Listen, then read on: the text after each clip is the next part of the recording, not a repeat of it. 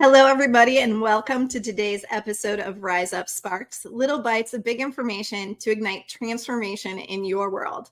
Today's Spark is brought to you by Rise Up Phoenix Trauma and Crisis Institute and Doug's Automotive, where you can still get real value, good old-fashioned American service, and honesty. I'm your host, Krista Fee, trauma psychologist, master relationship coach, consultant, author, and keynote. Every week, I'll be here sharing actionable tools and resources my clients have found to be the most valuable. Today, we're going to talk about the energy that you bring to your couples program. And when is it the right time to get help, and when is it not going to be useful to get help? So there's a meme going around on Facebook, and what usually inspires these conversations is either posts that I'm seeing where people are responding very aggressively in one direction or another, and it's a common problem in relationships, or where I have repeatedly in the same week multiple clients that are struggling with the same challenge or issue. So I kind of know what's going on with you guys and what kind of things might you be seeking answers to. So this particular conversation comes from a Facebook post where most of the people who responded to the post didn't actually understand where there was anything wrong with the way that the post was written. So just to give you guys the background, this post was just a graphic of a woman, and this can be women or men in relationships, it doesn't even matter, that the woman was saying, typing on her computer, talking to her partner, saying, there are things that you need to change in our relationship. This just isn't working. You need to change. And the partner responded with, I recognize there are ways that I could be better. I'm willing to work on that. But there are things that I would like you to work on as well. And then the initiating partner, in this case, the female, responded with, that's just the way I am. And if you can't love me for who I am, then this is just not going to work. And as outlandish as it seems when it's in a cartoon graphic, this happens all the time. And I've literally heard almost these words, word for word, in our couple sessions, where one partner is demanding that the other partner changes everything about themselves, but is unwilling to recognize that they are holding some accountability for the challenges that the couple is facing together. So I just wanted to talk a little bit about when it's useful to seek assistance, when it's useful to be in a relationship program, and when there's really no point. Because the number one rule is I can't make you change. I can't force you to want to do more or better or to have a better relationship. If you are not willing to self-reflect, if you are not willing to take accountability and responsibility for your piece of the puzzle, and if you are not willing to change and to grow and to become a better person, then there's absolutely 0 point getting involved in counseling or therapy or a relationship program, online program. There's nothing to be gained if you're unwilling or unready to take accountability, responsibility, and to seek growth and change for yourself. So it's a huge, big challenge for some couples to get to the place where both partners recognize, no matter what the initiating factor for needing therapy is, no matter what caused the fracture in the relationship, no matter what's happening between two people, there is room for both parties to grow and learn together. And oftentimes in situations where one partner has breached trust, has cheated, or has done anything else significant to break the relationship, basically, one partner will often say something like, it's not me, it's you. You need to fix this relationship. You need to fix what you broke. And the reality is that one person can't fix the relationship, no matter how responsible for the fracturing thing. There's symptoms everywhere. And you're both you both have room to grow. You both have room to change. You both have room to create the relationship that you desire. So it's not about blame. It's not about shame and guilt. It's about action. It's about growth. It's about discovery. So when you're willing and ready to look at your relationship for what it is now in this moment, and to have fresh eyes and curiosity as to what it can be, and to build it from the ground up, from scratch, and to look at each other without assuming that you know everything that the other person's going to say or do, with curiosity, with an openness to accept that being vulnerable means you might get hurt,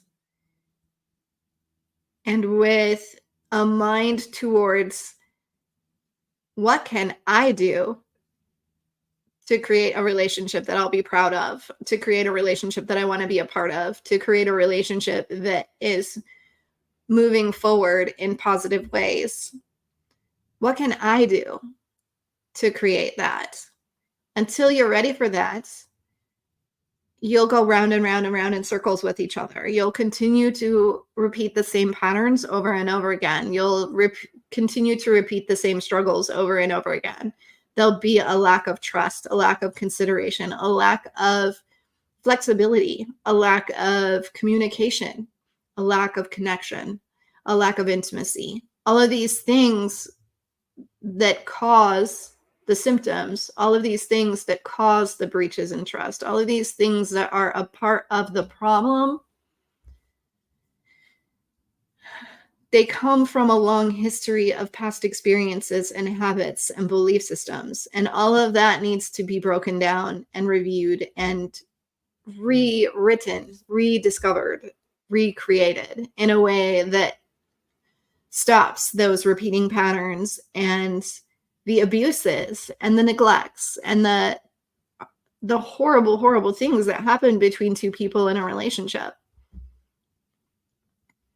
So coming from many, many years of relationship work and the depth of discovering what couples succeed long-term, long after the program, long after they've had therapy, long after they've done what it is they need to do, the one thing that always repeats over and over and over again is it takes two people who are ready to look at themselves first, and then who are willing to build the relationship from the ground up, establishing trust and respect and consideration and connection and communication and intimacy, and who are willing to put the time and effort into becoming better human beings themselves first, and then becoming better human beings as a couple.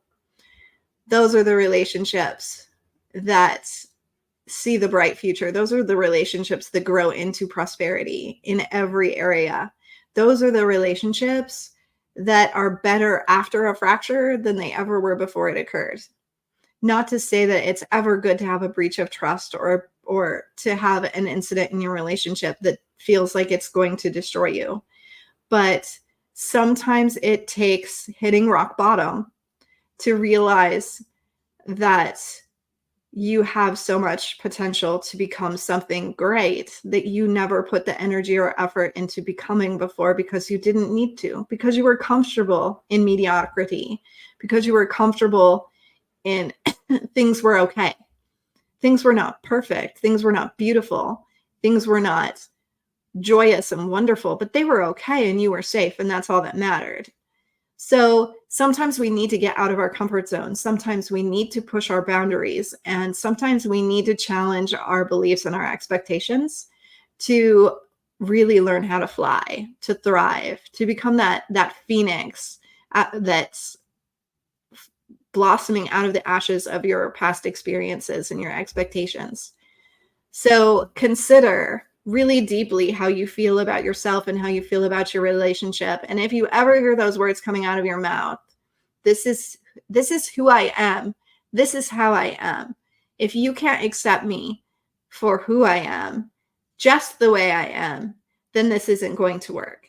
Recognize when you're saying those words, if it's about a belief system, a behavior pattern, or some kind of mindset thing. Notice when you're saying those words, what are you resisting? What are you hiding from?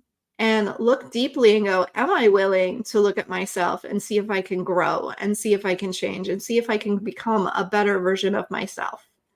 Because just because something is the way you are doesn't mean it's the way you have to be. So when you come into a relationship program, come into the relationship program willing to look at your partner as if you don't know them, willing to look at your partner with curiosity and fresh eyes, and abandoning all those expectations of the years that you've had together, because it's crucial to give room for growth. It's crucial to give room for opportunity for change. It's crucial to build the foundations of trust and to really, truly rebuild from the ground up what you didn't have before. So just food for thought and some ideas as you're looking at your relationship as it stands right now and thinking about the possibilities of what your dream relationship would look like.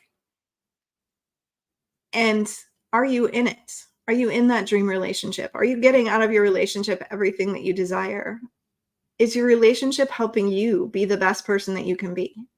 Is your relationship safe and comfortable and full of joy and exploration and opportunity? Or are you just settling into safe comfortableness that isn't the best for you? Can you challenge yourself to be more and better and brighter within your relationship and to elevate your partner through example to become a better person? Just give yourself an opportunity to be curious and to explore what you're living with, what you're doing, who you are right now, and what you're putting out into the world, and how that plays in relationship to others around you. And if you have any questions, comments, or you would like to know more about RISEUP Phoenix Trauma and Crisis Institute, please just let me know. I always offer a free consultation, so I'd love to talk to you about your relationship and what things you have going on for you. And I would love to talk to you about your life and how you can transform it from surviving to absolutely thriving